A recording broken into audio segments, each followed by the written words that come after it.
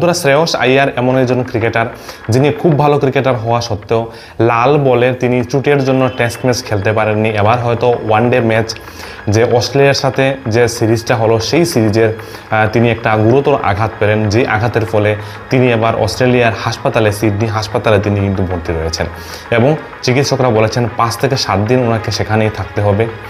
এই আঘাতটা তিনি পেয়েছেন ভারত এবং অস্ট্রেলিয়ার তৃতীয় ম্যাচে, যে ম্যাচটা ভারত জয়লাভ করেছিল, যেখানে রোহিত শর্মা এবং বিরাট কোহলি একটা দুর্দান্ত পারফরমেন্স দিয়েছেন এবং তাদের ফর্মে ফিরে এসেছেন। কিন্তু সেই জায়গাতে আমাদের ইন্ডিয়ান টিমের যে ভাইস ক্যাপ্টেন শ্রেয়স আইয়ার তিনি কিন্তু একটা ক্যাচ ধরতে গিয়ে তিনি কিন্তু গুরুতরভাবে তিনি আঘাত পান।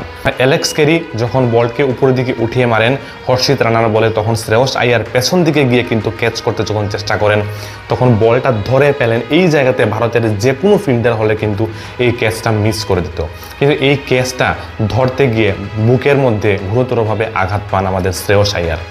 এবং এই আঘাত পাওয়ার পর কিন্তু কমলেশ জৈন, যিনি ভারতীয় দলের ফিজিও, তিনি মাঠে আসেন এবং শ্রেয়স আইয়ার বুক চাপা দিয়ে মাঠের মধ্যে বসে থাকেন এবং সেখান থেকে ওনাকে সিডনি হাসপাতালে নিয়ে যাওয়া হয়।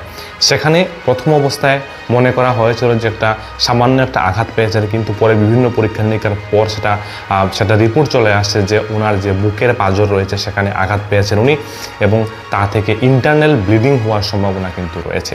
আর এই ইন্টারনাল ব্লিডিং হওয়ার সম্ভাবনাতে উনি আগামী যে সাউথ আফ্রিকার সাথে যে ওয়ানডে ম্যাচগুলো হবে সেই ম্যাচের সেই দলে বোধ হয় না যে শ্রেয়স আইয়ার থাকতে পারছেন। তো আঘাতের যে মূল কারণ সেটা হলো অস্ট্রেলিয়ার বিরুদ্ধে থার্ড ম্যাচে তিনি ক্যাচ ধরতে গুরুতরভাবে আঘাত পান এবং আঘাতের ধরন হলো বাঁ পাশে বুকের যে পাঁজর রয়েছে সেই পাঁজর ভাঙার সাথে সাথে পাঁজরে লেগেছে।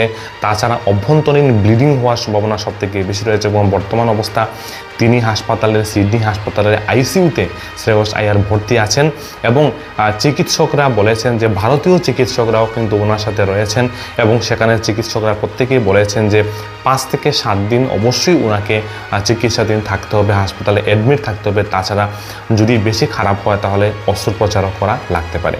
বা এই শ্রেয়স আইয়ার সম্পর্কে বলবো, খুব ভালো একজন ক্রিকেটার এবং তিনি চোটের ফলে তিনি টেস্ট ম্যাচও খেলতে পারেননি, এবার ওয়ানডে ম্যাচেও তিনি চোট পেলেন এবং আগামী সামনে যে টি20 ম্যাচগুলো আসবে সেখানেও শ্রেয়স আইয়ার হয়তো খেলতে পারবেন না এবং সাউথ আফ্রিকার সিরিজে হয়তো শ্রেয়স আইয়ার খেলতে পারবেন না।